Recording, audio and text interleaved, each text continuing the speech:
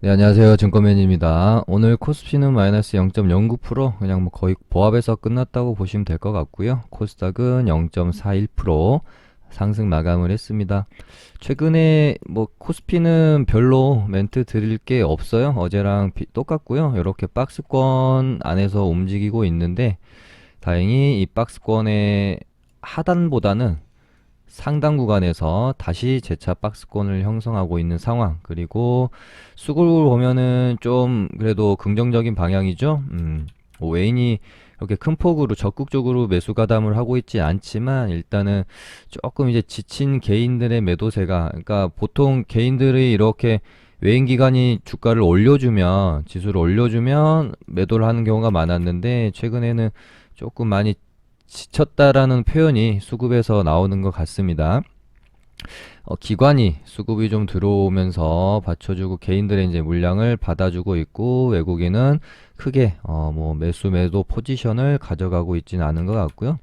근데 뭐 여기서 이제 좀 지리한 흐름, 그러니까 계속해서 말씀드리고 있는 게 2020년 같은 그런 장을 기대하지 마시라. 지금 시장은 위로 가더라도 어느 정도 업사이드에 대한 제한이 걸려 있고, 밑으로도 좀 막혀 있는 좀 답답한 시장이 지속적으로 연출이 될 거고요. 뭐 시원하게 뭐 조정도 없이 화끈하게 이렇게 가던 이런 장은 조금 기대하기는 힘들 수 있다. 다만 뭐 이렇게 여기서 이렇게 꺾인다기보다는 조금 더 상승 흐름은 이어질 수는 있지 않을까, 그렇게 보고 있습니다. 그냥 당분간 계속 좀 지루한 장세 이어질 거라고 보고 있고, 코스닥은 이제 단기적으로 그러니까 코스피를 제가 보통 말씀드릴 때는 단기적인 흐름으로는 말씀을 잘 안 드리고요. 시황을 별로 할 필요가 없는 거죠, 코스피는. 이제 코스닥을 설명드릴 때는 이제 트레이더 분들, 단기 매매 하시는 분들 위주로 코스닥을 많이 보니까 코스닥은 좀 단기적으로 예측을 하는 게 좀 중요하다. 그래서 여기서 이렇게 쌍바닥을 만들어 놓고 여기서 다행히 깨고 떨어진 흐름이 나오지 않았습니다. 정말 다행이고요. 여기서 이때 이제 외국인이 950포인트에서 수급이 매도세를 좀 멈추고 오히려 개인들이 여기서 이제 조금 매도세가 나오는 걸 외인 기관이 받아내는 모습을 보면서 여기서 바닥이 좀 잡힐 수도 있겠다 생각했었는데, 다만 혹시 이제 깨질지도 모르는 것에 대비는 해야 되겠죠. 이때처럼 121선을 깨면서 투매 한번 받고 이렇게 올릴 수 있는 거니까요. 근데 이번에는 뭐 그렇게 깨면서 뭐 약간 개인들이 패닉까지 갈 수 있는 상황까지 나오지 않았고, 여기서 잡아주고 일단 돌리는 상황인데, 다행히 바닥은 어느 정도 좀 안정화되는 것 같은 분위기인데요. 아직까지 매수 포지션을 적극적으로 잡기는 저는 개인적으로 요 가격대는 좀 넘어줘야, 그러니까 여기 지금 바닥에 이 저항 라인에서 이렇게 이제 움직이고 있는데, 여기서 이제 5월 달에 만들어 놨던 이 박스 하단에서의 저항 라인에서 의미 있는 가격대를 찾으려면 한 970포인트, 975포인트 정도가 될 것 같습니다. 여기를 종가상 이렇게 뚫고 내려오는 게 아니라 이렇게 돌아 나가서 종가상 좀 확실히 안착하는 모습을 보여주면 다시 좀 21선 이렇게 돌아 나가면서 이 윗공간에서, 그러니까 지금 이 공간 안에서는 종목들의 움직임이 너무 답답할 수밖에 없는 거죠.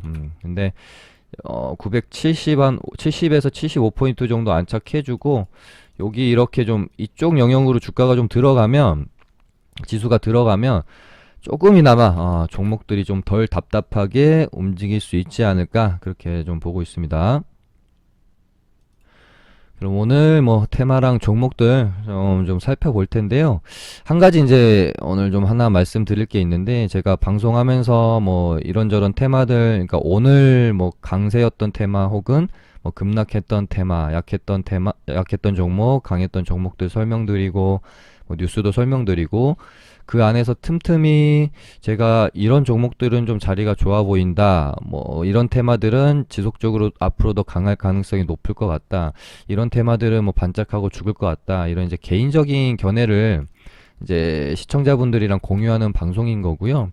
그런 와중에서 이제 제가 약간 이제 직접적으로 관심 종목을 드릴 때도 있죠. 자리까지 언급을 드리면서. 근데 한 가지 이제 말씀드리고 싶은 건, 예를 들어 제가 효성 OMB라는 종목을, 얘를 제가 언제 방송에서 말씀드렸었더라. 아마 이날이었던 걸로 제가 기억을 합니다. 일요일 날 방송에서 윤석열 관련주 말씀을 드리면서, 윤석열 테마 전체적으로는 매우 좀 약한 모습이다. 근데 그 안에서 이 종목이 조금 특이해 보인다라고 하면서 말씀드렸던 게 요날 정도 됐고요. 이날 말고도 이땐가 한번 언급을 드렸던 적도 있어요. 그러니까 총 두 번 정도 제가 이 자리를 봐드린 거고, 이제 저희 리딩방도 요 정도 가격대에서 이제 매수가 들어가서 한 일주일 넘게 기다렸습니다. 그래서 제가 드리고 싶은 말씀이 뭐냐면, 제가 방송에서 관심 종목이나 어떤 종목을 말씀드리면 이제 관심 갖고 보시는데 다음날 바로 안 움직이면 에이 안 가네 하고 안 봐버리시더라고요. 제가 보면은 거의 대부분이 그러시는 것 같아요. 근데 뭐 저뿐만 아니라 모든 이제 뭐 방송하시는 분들도 그렇고, 어, 어떻게 어떤 종목을 찍었는데 바로 다음날 급등하는 종목이 어디 있겠습니까? 그리고 제가 어떤 종목이 추천드리고 나서 다음날 뭐 한 5% 올랐는데 그 다음날부터 20% 떨어질 수도 있는 거고요. 관심 종목을 드렸는데 다음날 한 4% 하락했는데 그 다음날부터 50% 오를 수도 있는 거잖아요. 그래서 제발 제가 어떤 관심 종목을 드릴 때는 제 방송이 뭐 트레이딩이나 뭐 이런 테마주 위주로 방송을 하기는 하지만 뭐 고작 뭐 3, 4% 뛰기 할 그런 종목을 제가 뭐 방송 통해서 막 말씀을 드리기보다는 그냥 어떤 추세의 흐름으로서 한 파동 정도는 더 나올 수 있는 종목 위주로 웬만하면 좀 말씀을 드리려고 하는 것이기 때문에, 단순히 하루 이틀 보고 나서 뭐 그런 부분들을 판단하려고 하지 마시고요. 제가 이런 종목은 좀 좋은 것 같습니다. 자리가 괜찮아 보입니다. 라고 말씀을 드리면, 예를 들어 제가 뭐 이날 말씀을 드렸다고 치죠. 그러면은 바로 뭐 매수를 해놓고 뭐 이렇게 하시는 게 아니라 흐름을 지켜보시는 겁니다. 이렇게 뭔가 좀 만들어 가네. 그러면은 천천히 조금 이렇게 분할 매수를 해보시다가, 만약에 뭐 이런 구간에서 이렇게 이탈하면은 뭐 손절할 수밖에 없는 거고요. 이렇게 돌아 나가면 수익을 내고 나오시면 되는 거겠죠. 그러니까 이런 식으로 조금 텀을 조금 천천히 파동의 개념으로 캔들 하나하나에 너무 의미를 두지 마시고요.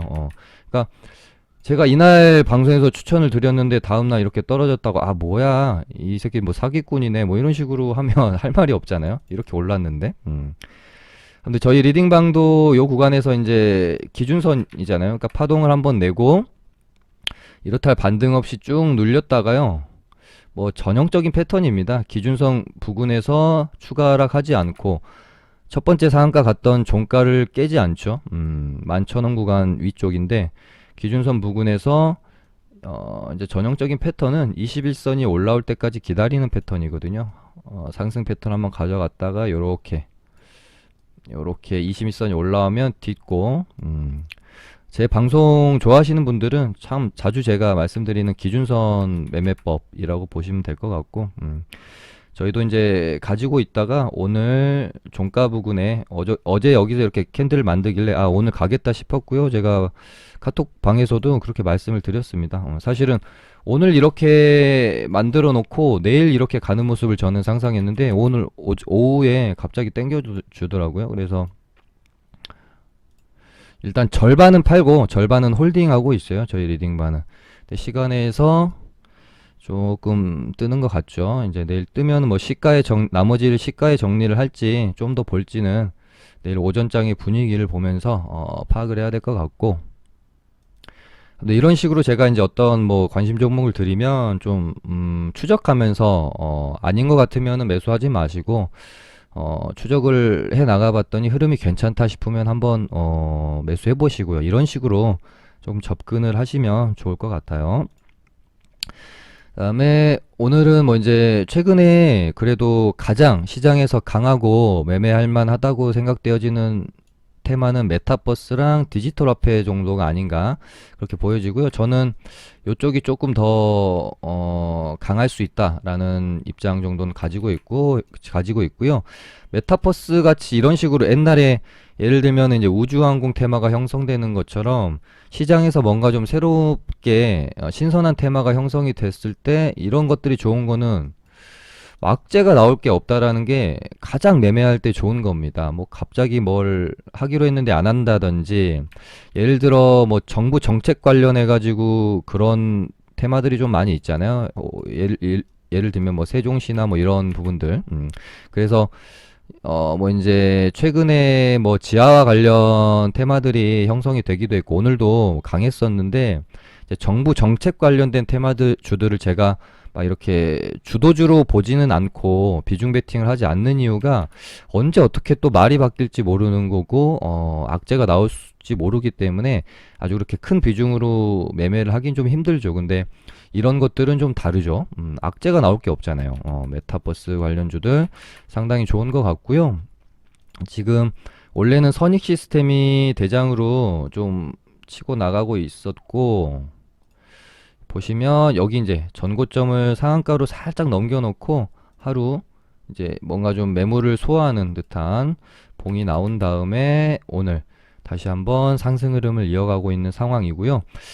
얘는 웬만하면 여기 위에서 좀 놀지 않을까 하는 생각 정도가 들고요. 만약에 조정이 좀 나와서 요 정도 가격대에 한번 그러니까 이날 1일차의 저점 구간이면서 한 2만원 라운드 피겨 가격이잖아요. 그러니까 이 위로 공략하는 거는 이제 조금 고수분들의 영역인 것 같고 뭐 이렇게 놀다가 조정이 한번 이렇게 나오면 요 가격대로 한번 들어오면 공략이 좀 가능할 것 같다.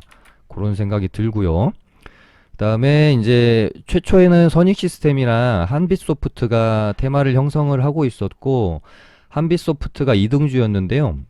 한빛소프트는 메타버스 관련주이기도 한데 지금 클럽 오디션이 인도 진출한다는 재료가 있어요. 그래서 제가 또 방송 통해서 참 많이 말씀드렸던 재료가 두 가지 이렇게 가지고 가는 경우 있는데 이런 애들은 웬만하면 좀 좋은 모습을 보여주는 경우가 많습니다. 그래서 얘도 여기 이 가격대에서 한번 맞고 떨어졌지만 다시 좀 이렇게 돌파를 하려고 하는 모양새고 지금 시간에 보니까 내일 갭 띄우고 한번 돌파 시도가 일어날 수도 있겠다. 그런 생각이 드네요. 근데 뭐 아직 조금 이제 한참 남아가지고요. 몇 프로 올라야 되죠? 한 10% 이상 올라주고 근데 이제 장이 좋을 때는 요런 구간에서 뭐 이제 같이 돌파를 시켜버리는 돌파 매매도 괜찮을 수 있는데 장이 안 좋을 때는 돌파했다 이렇게 밀릴 수도 있기 때문에 좀 이렇게 이런 식으로 안착을 확실히 하는 모습을 확인하고 매매해 주는 게 좋겠죠. 그러니까 얘도 만약에 내일 이런 식으로 좀 종가상 마무리가 되면 방금 말씀드렸던 선익 시스템의 전고점을 살짝 돌파시켜 놓고 이제 매물을 소화하는 이런 조정봉이 나오는 모습이랑 비슷한 흐름으로 갈 수가 있겠죠. 다음에 뭐 삼성 스펙 4호도 이제 메타버스 관련주이긴 한데 이건 뭐 매매하기가 힘들겠죠. 그리고 이제 새롭게 오늘 좀 치고 나온 게 옵티시스 라는 종목이고요. 원래는 이제 뭐 양자 컴퓨터 테마로 예전에 엮여 있었던 종목인데 얘가 차트가 기가 막히다라는 생각이 듭니다. 일단 10년 동안 맞고 떨어지고 하면서 저항으로 이제 작용을 했던 이 가격대 만 원 정도라고 보시면 될 것 같은데, 만 원에서 한 1,500, 400원 정도 되는 가격대를 뚫어놓고 살짝 이제 눌렸다가 제대로 이제 완벽하게 안착을 하는 모습이고요. 거기다가 자 이렇게 되면 신고가죠. 예? 신고가입니다. 야, 이 종목은 차트가 상당히 좋다, 예술이다, 뭐 그런 생각이 또 들고 장중에 상한가도 상당히 강하게 잘 들어갔습니다. 한 번도 풀리지 않았고요. 이 종목 좀 주목해야겠다라는 생각이 들어요. 물론 조금 아쉬운 것은 거래 대금 182억인데요. 조금 아쉽다. 거래를 좀 쌓으면서. 그러니까 저는 이제 상한가를 볼 때, 물론 이렇게, 그러니까 뭔가 좀 치열하게 장중에 공방을 하지 않고 들어가는 이런 원웨이 상한가들이 뭐 보통 다음날 갭도 좀 힘있게 띄우고 하는 경우도 많지만, 갭 띄우고 음봉으로 이렇게 떨구는 경우도 또 많습니다. 이런 상한가에서 많이 출현을 해요. 대신에 갭 많이 띄우고 강할 확률이 높겠죠. 근데 이런 식으로 이제 막 공방이 치열하게 가면서 거래대금 쌓고 가주는 애들은 그 다음날부터서도 흐름이 막 이렇게 죽는 경우보다는 천천히 좀 흐름을 만들어가는 경우가 많죠. 그래서 뭔가 이제 공방이 일어나는 상한가와 공방 없이 바로 직행하는 상한가는 약간 이제 이런 패턴의 차이점은 보인다라는 것 정도 알아주시면 뭐 될 것 같고요. 너무 길게 했네요. 그 다음에 디지털 화폐 관련도 뭐 한은에서 8월에 디지털 화폐 모의 실험을 한다라고 했으니까 기간도 어느 정도 남아 있고 입찰에 이제 네이버랑 뭐 카카오랑 격돌을 할 텐데요. 요것도 어떻게 보면 또 계속 재료가 될 수도 있고요. 그 다음에 또 연준 이사가 가상화폐 행사장에서 디지털 화폐를 주도하겠다 이렇게 발언하는 거 있었고 민간 자산은 뭐 위험하다. 여기도 이제 연준에서 발언을 하는 거죠. 디지털 화폐를 뭐 띄우기를 시도했다. 근데 또 이런 너무 좋은, 그러니까 어느 정도 주가가 오르고 있는 상황에서 너무 또 긍정적인 뉴스가 많이 나오면 그때부터서는 또 약간 조정 구간으로 많이 들어갑니다. 항상 이런 뉴스들은 시세 초입에서 나왔을 때 폭발력을 발휘하다가 어느 정도 오른 상황에서 이런 뉴스가 나오는데 주가가 빌빌거린다 그러면은 조정받을 수 있다라고 생각을 항상 해주셔야 돼요. KCS도 일단 애초에 뭐 어떤 그 대장 역할을 하고 있었고 꼬리 빼고 이렇게 보면 이제 뭐 넘기려고 하는 시도 정도로 볼 수가 있는데 꼬리를 포함시키면은 아직은 전고점을 돌파를 한 상황은 아니죠. 여기서 뭐 이런 식으로 좀 진행이 되다가 약간 좀 박스권으로 이렇게 박스권 흐름으로 진행이 되지 않을까 그렇게 저는 일단은 보고 있습니다. 뭐 이 정도 자리들에서 매수 타점이 될 수도 있다라고 생각이 들어집니다. 여기서 이렇게 갈 수 있다. 네, 디지털 화폐 관련주들 오늘은 또 K사인이 상당히 또 강한 모습이었고요. K사인은 전고점을 이렇게 넘겨놓은 상황이고 여기서 이렇게 훼손하지 않고 요 위에서 놀아주면 좋을 것 같은데 요 정도 가격대에는 또 접근해볼 만하다는 생각도 들긴 합니다. 만약에 음봉으로 이렇게 이음봉 떨어지면 지지받고 이렇게 반등이 나올 수도 있을 것 같고요. 그 다음에 뭐 mRNA 또 이슈가 많죠. 이연제약이 어저께 이제 상한가를 들어갔고 제가 어제 이제 얘를 보면서 얘 이제 단기 과열 만약에 오늘 이제 이렇게 양봉 마감하면은 단기 과열에 걸리는데 얘가 양봉 마감을 하더라고요. 그래서 저는 사실 오늘 뭐 갭 많이 뛸 거라고 생각도 안 했고요. 왜냐면 어제 상한가를 너무 지저분하게 힘겹게 들어갔기 때문에. 그리고 급등 급락한 상태잖아요. 여기서 바로 이렇게 쏘기는 거래대금이 뭐 1, 200억 실리는 종목이 아니기 때문에 좀 힘들 수밖에 없죠. 좀 얘가 다시 가더라도 좀 어떤 이런 패턴이 좀 저는 필요하지 않겠느냐. 이렇게 좀 조정받았다가 이렇게 이런 식으로 가다가 소화해놓고 이렇게 가는 모습.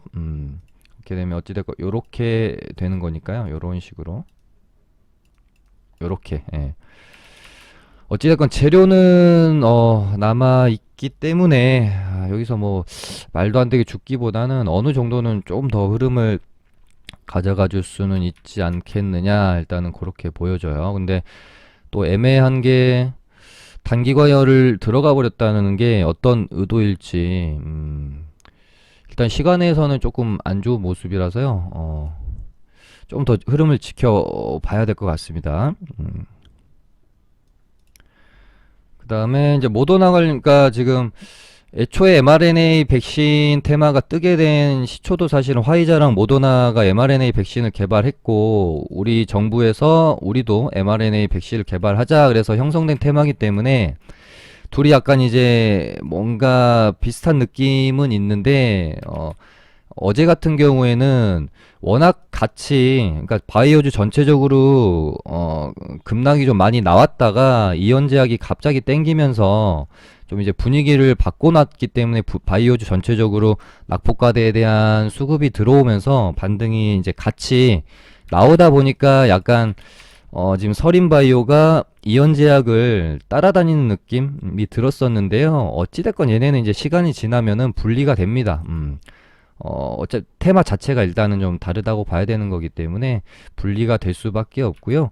뭐 며칠 지나면 서로 그렇게 큰 영향을 주지는 않을 거예요. 각자의 갈 길을 갈 것 같고, 이 부분도 이제 계속 말씀을 드리고 있는 것처럼 모더나 관련주들이 다시 한번 반등이 좀 나와주려면은 이제 병만 위탁 생산하는 게 아니라 원액까지도 위탁 생산을 하는, 약간 뭐 당장 이 부분이 현실화될 수는 없겠지만 원액 생산까지도 위탁 생산으로 가는 뉴스에 대한 뭔가 좀 구체적인 어나운스가 좀 나온다든지 뭐 그런 부분이 좀 필요할 것 같고요.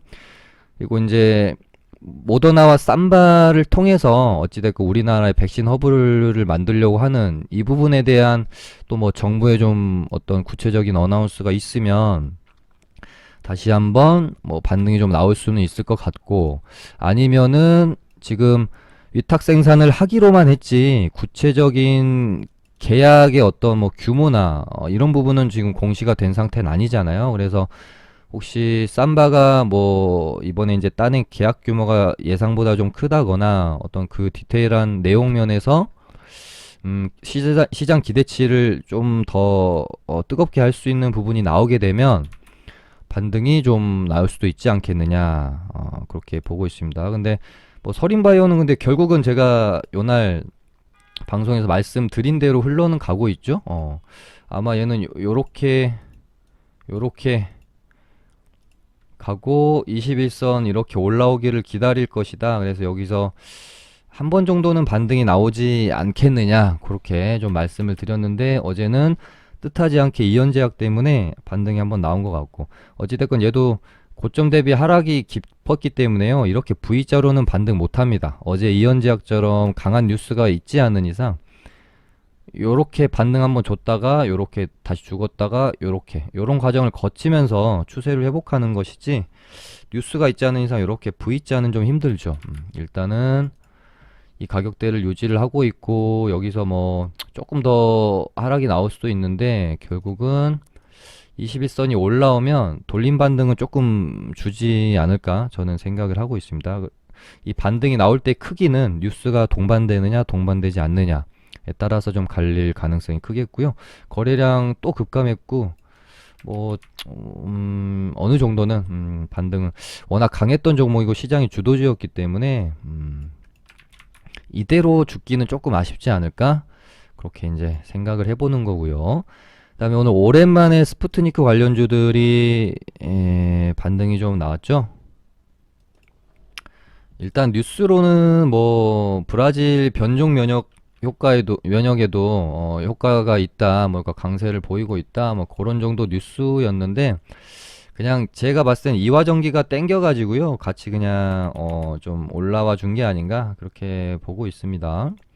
그리고 워낙 또 조정이 많이 받은 상태였기 때문에 기술적 반등도 한번 나올 만한 자리였어요. 근데 이 스푸트니크 친구들은 지속 공략을 해봐야 될지 사실은 조금 그 의문이 되는 자리이긴 합니다. 차라리 휴런스 글로벌이 여기서 이제 요 가격대를 진짜로 넘기느냐, 또 꼬시기 하고 또 밀리느냐, 요 어떤 상당히 중요한 기로에 있습니다.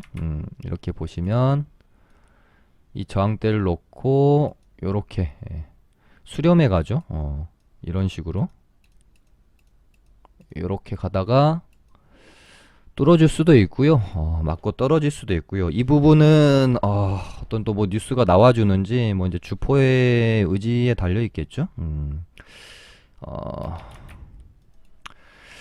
저는 사실 뭐 판단이 좀 안 서서요. 차라리 완전히 돌파하고 종가상 2위로 안착을 하면 그때 가서 뭐 생각을 해보는 게 좀 나을 것 같고요.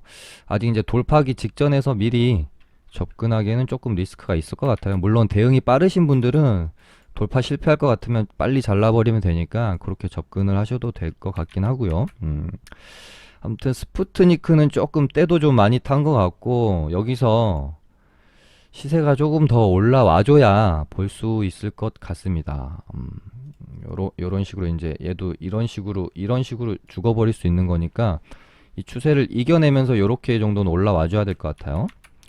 그리고 또 오랜만에 이제 코비박 연구진들이 다음 달에 방한을 한다는 소식이 나오면서 반등이 나왔는데 얘네들도 참 힘은 되게 좋았고 휴먼엔도 이 역별 구간에서 상한가 말아주는 모습. 근데 차트가 조금 접근하기에 조금 무리가 있죠. 워낙 이렇게 지금 하락폭이 깊었기 때문에 얘가 지금 추세를 내일 상한가를 또 가도 아직 여기고 한 방을 더 가야 이 전고점을 넘기는 주가 흐름이 나올 수 있는데 어찌됐건 역배열일 땐 항상 요렇게 죽어버리는 거를 조심해야 되거든요. 뭐 갭 두고 밀렸는데 또 이렇게 밀려버린 이걸 조심해야 되기 때문에 항상 역배열일 때는 이 버티는 걸 확인해야 됩니다. 버티는 걸 이런 식으로 버티는 걸 그러면 이렇게 이제 매물수 하면서 갈 수는 있겠죠. 어찌됐건 얘네들도 뭐 이제 방안을 실제로 다음 달에 하게 되면 그때 가서 또 재료가 형성될 수 있는 거니까 찌글찌글 하다가 뭐 이렇게 또 갈 수 있으니까 뭐 볼 필요는 있을 거는 같지만 당장 접근을 하기에는 조금 차트가 부담스럽다. 그 다음에 남북경협주가 오랜만은 아니고 한미 정상회담을 앞두고 기대감으로 좀 올랐다가 정상회담에서 별다른 뭐 이제 뭐 소식이 나오지 않자 또 조정받았다가 오늘 아마 이 뉴스 때문이 아닐까 싶어요.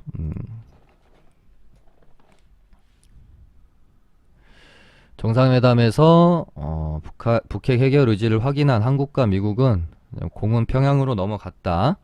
북한의 호응을 촉구하고 있다. 그러나 이제 뭐 기대와 달리 북한은 이제 묵묵무답인 상황이죠. 그래서 정말 혹시라도 김정은 쪽에서 뭐 답변이 나온다거나 뭐 그렇게 되면은 워낙 오랫동안 기대감은 있는데 워낙 오랫동안 눌려 있었던 섹터이기 때문에 폭발력은 정말 어마어마하게 클 수 있다라고 생각이 들어요. 그래서 얘네는 혹시 지켜보다가 뉴스가 딱 꽂히게 되면 어마어마한 시세를 또 낼 수도 있습니다. 그리고 거기다가 지금 이제 아난티가 대장인 이유에 대해서 생각을 해보면 재료도 재료지만 얘네가 지금 이번에 실적도 좋게 나와가지고 종목 자체로서도 괜찮죠. 그러다 보니까 좀 대장 역할을 하고 있는 게 아닌가 그런 생각이 들고 DITI는 조금 이제 아쉽죠. 여기를 좀 넘겨주면 조금 더 가벼워질 수는 있을 것 같은데 그다음에 오늘 뭐 이런 애들 말고 다른 애들도 좀 움직였는데 일단 기본적으로 믿고 좀 매매를 해볼 만할 수 있는 건 저는 아난티라고 보니까요.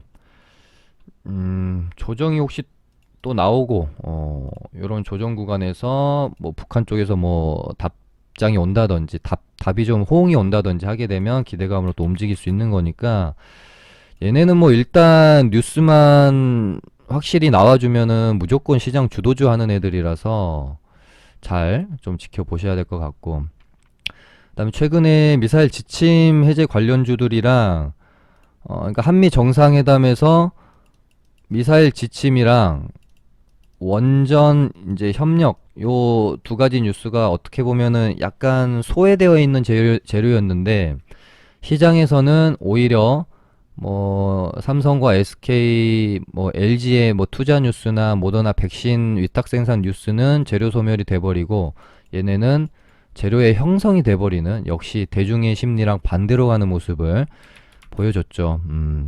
그래서 일단 한일단조 같은 이제 뭐 방산주들이 지금 가고 있고요. 한일단조는 또 지금 시간의 상을 들어갈랑 말랑 하고 있는데 근데 종목이 종목만 봤을 때는 이제 이런 어떤 이력들 이 한일 단조의 이런 이력들, 급등 후에 반등도 없이 죽어버렸던 뭐 이런 이력들. 근데 이때만 그런 게 아니라 뭐 항상 종목의 특성 자체가 좀 윗꼬리도 많고 시세를 좀 이런 식으로 유지하면서 파동을 만드는 애라기보단 피레침 쏘는 적이 좀 많아가지고 야, 공략하기에 좀 부담스럽다는 느낌을 지울 수가 없습니다. 이 종목은. 또 거래량도 워낙 좀 없었던 종목이기도 하고요. 그래서 혹시 저라면은 물론 수익은 한일단조 같은 종목에서 많이 날 수가 있겠지만 리스크 관리 차원에서는 LIG 넥스원이나 하나 에어로스페이스 같은 종목들이 매매하기는 좀 더 편안하게 할 수 있지 않겠느냐 그렇게 보고요. 그다음에 이제 원전도 오늘 또 특히 강했습니다. 두산중공업도 이게 어떻게 보면은 어제 말씀드렸던 내용, 어제 어떤 종목 가지고 제가 LIG 넥스원이었나요? 자, 기억이 가물가물하네요. 아무튼 갭 띄우고 갭을 유지해주는 종목이 거래량이 터지는 것에 대해서 제가 한번 어제 방송에선가 언급을 이제 드렸고 갭을 띄웠는데 갭을 유지하면서 거래량이 터졌다라는 것은 어떤 매집봉의 형태로 상당히 많이 쓰이는 패턴이다. 그런 말씀을 좀 드렸었는데 중공업의 그러니까 뭐 이게 이제 매집봉이었다라고 말씀드리는 건 아니지만 어떤 주가를 위로 올리겠다라는 의지의 표현으로 봤어도 괜찮았을 수 있죠. 갭 띄우고 이렇게 허공에 이제 하루 이틀 떠 있는 모습들 이런 패턴들이 보이면 조금 의심을 해봐야 된다. 그 정도만 그냥 말씀을 드리고요. 오늘은 이제 한전기술도 강했습니다. 한전기술도 이렇게 보니까는 전고점에 이렇게 닿아 있는데 아무튼 장이 좋을 때는 돌파 개념으로 한번 접근을 해보지만 장이 안 좋을 때는 안착하면 보자. 항상 안전하게요. 거기다가 워낙 또 시세가 많이 나 있는 상황이기 때문에 조금 리스크 관리 하시면서 보시는 게 좋을 것 같고 그 다음에 윤석열 관련주는 지금 뭐 국민의힘 전당대회가 마무리되고 나서가 6월 뭐 중순 넘어서고 또 20대 대선 예비 후보자 등록이 가능한 게 7월 12일부터라서 이때쯤 해가지고 뭐 액션이 좀 나올 수 있지 않겠느냐 했는데 아까 기사 보니까요 뭐 6월 초 현충사에서 출사표를 뭐 던질 수도 있다 라는 뭐 뉴스도 좀 있어서 어찌됐건 뭔가 좀 6월이나 7월 중에 액션이 아마 나오게 되면 그때 가서 관련주들을 그러니까 지금 윤석열 관련주들이 조금 이제 기간 조정과 가격 조정을 좀 거치고 있는 상황이잖아요. 윤석열 관련주는 워낙 많아가지고 제가 어떤 뭐 종목을 뭐 보면서 이야기를 드려야 될지. 근데 이런 애들도 보면은 흐름이 막 그렇게 나쁘지는 않아요. 조정도 충분히 받은 상황 이렇게 뭐 이렇게 갈 수도 있고 뭐 너무 많습니다. 윤석열 관련주는.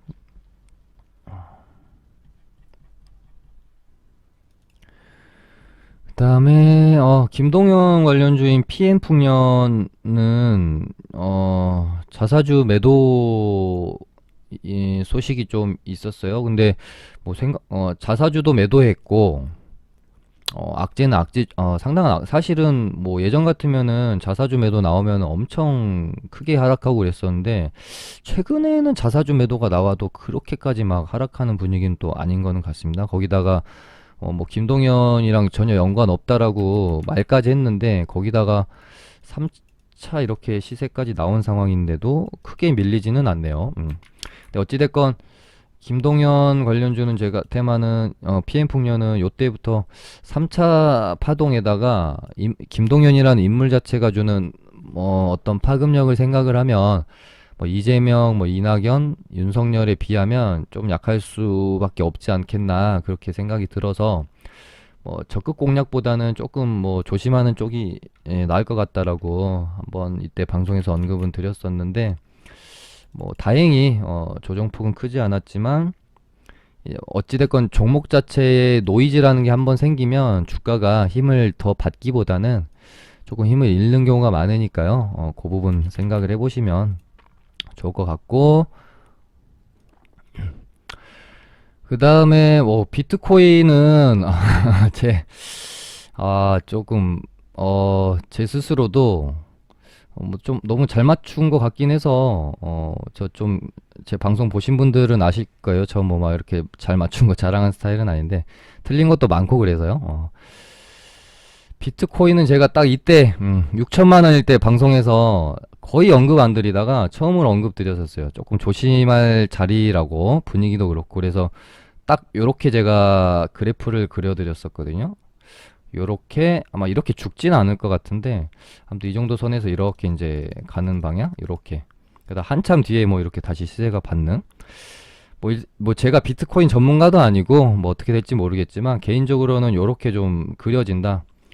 딱 4천만 원까지 진짜 하락이 조정이 나왔고, 이제는 여기서 이제 반등이 뭐 얼마나 나올지 모르겠지만은 여기서 어느 정도 좀 반등이 나왔다가 이렇게 좀 이제 약간 식어가는 분위기로 가지 않을까. 일단은 뭐 그냥 개인적인 뷰니까요. 참고만 하시길 바라고.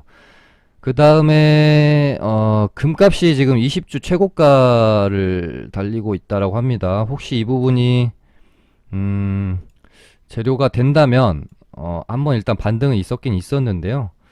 엘컴텍이라는 종목이 있으니까 재료 매매 좋아하시는 한번 매수 좋아하신 분들은 한번 매수했다가 반응 없으면 그냥 짧게 팔아버리고, 튀면은 뭐 익절하고 나오시고 그런 식으로 접근을 뭐 하셔도 될 것 같다. 오늘 이렇게 맞춰보도록 하겠습니다. 감사합니다.